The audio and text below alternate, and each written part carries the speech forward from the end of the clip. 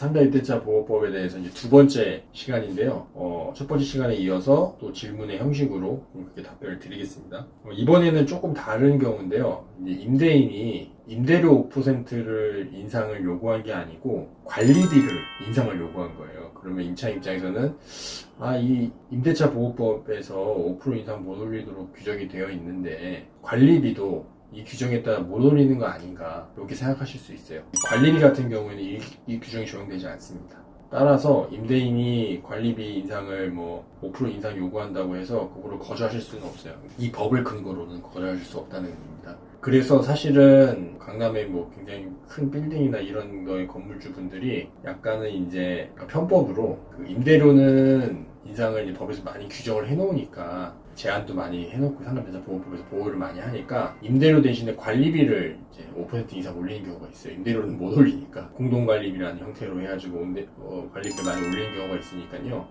임차인분들은 이제 그런 점을 좀 유의하셔서 임대인이 요구하는 관리비가 좀 적정한 관리비인지를 한번 좀 체크를 해보시고 임대차 계약을 체결하실 것을 좀 말씀드리고 싶습니다. 그 다음에 이제 다음 질문으로는 임대차 계약이 다 종료가 돼서 그 새로운 임대차, 이게 이제 쉽게 얘기해서 이제 내가 임대차 계약이 종료가 돼서 내 영업을 다른 사람한테 이제 양도를 하는 거예요. 그럼 이제 그 사람은 새로운 임대차 계약을 맺겠죠, 건물주랑. 근데 그때 건물주가 갑자기 기존 임대차에서 받았던 임대료보다 한 10% 이상을 올려서 받는 거예요. 그렇게 제안을 합니다. 새로운 임차인이 오면. 그러면 이제 나는 빨리 이걸 영업을 양도하고 이제 나가야 되는데 새로운 임차인은 한테 너무 과도한 임대료를 요구하는 경우가 돼서 권리금 회수가 안 되는 거예요. 곧 이건 권리금 회수의 문제가 연결되는 겁니다. 건물주가 갑자기 나한테 요구하지 않았던, 나한테는 적당히 받았는데 임대료를 갑자기 10% 이상을 올리해서 새로운 임차인이 선뜻 계약을 못 체결하게끔, 이때에도 상가임대차 보호법 11조가 적용되냐? 이것도 아닙니다. 즉 임대인은 이제 새로운 임차인이 들어왔을 때는 기존 임대차 계약과 상관없이 임대료를 올릴 수 있어요. 그게 5% 인상이든 10% 인상이든. 이게 너무 과도하게 올리게 되면 이게 권리금 방해, 권리금을 회수하는 거에 방해가 된다고 해서 우리 상가임대차 보호법이 또 요거를 또 막고 있습니다. 그래서 이런 거는 이제 여러 가지 사정을 봐야 돼요. 그러니까 건물주가 요구하는 임대료가 주변 시세에 비해서 과다한 건지, 기존 임차인이 요구하는 권리금이 또 너무 과다한 건 아닌지. 왜냐하면 권리금하고 새로운 임차인의 차임은 이 반비례 관계거든요. 그렇기 때문에 권리금을 좀 줄여서라도 새로운 임차인 임대차 계약을 체결할 수 있도록 좀 배려를 해줘야 되는 건 아닌지, 이런 여러 가지 사정을 판단해서 이게 권리금 회수를 방해한 건지 아닌지를 좀 판단하게 됩니다. 그래서 정리를 하자면 이제 새로운 임대차 계약을 체결할 때는 이 5% 제한이 적용되지 않는다라는 게 원칙이고요.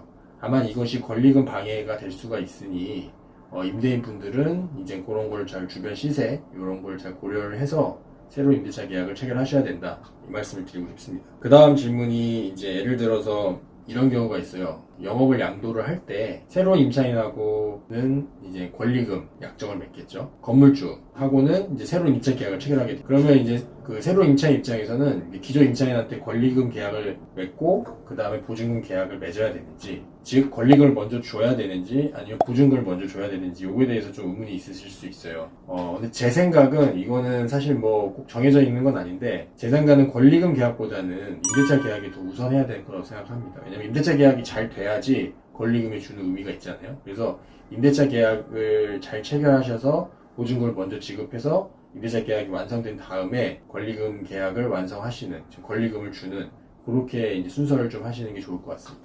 마지막 질문은 이제 재소준 화해에 대해서 좀 말씀드리려고 해요. 보증금이나 임대료가 좀 높은 건물인 경우에는 임대인분들이 임차인한테 재소준 화해를 요구하는 경우가 많아요. 근데 이 재소준 화해의 좀 특징을 아셔야 되는데요. 재소준 화해는 온전히 임대인을 위한, 왜냐 그러면 이제 재소준 화해를 체결하는 이유가 여러 가지가 있겠지만 가장 큰 이유는 임대인 입장에서는 계약을 이제 체결을 하고 계약이 만료가 됐는데 이분들이 안 나가는 거예요.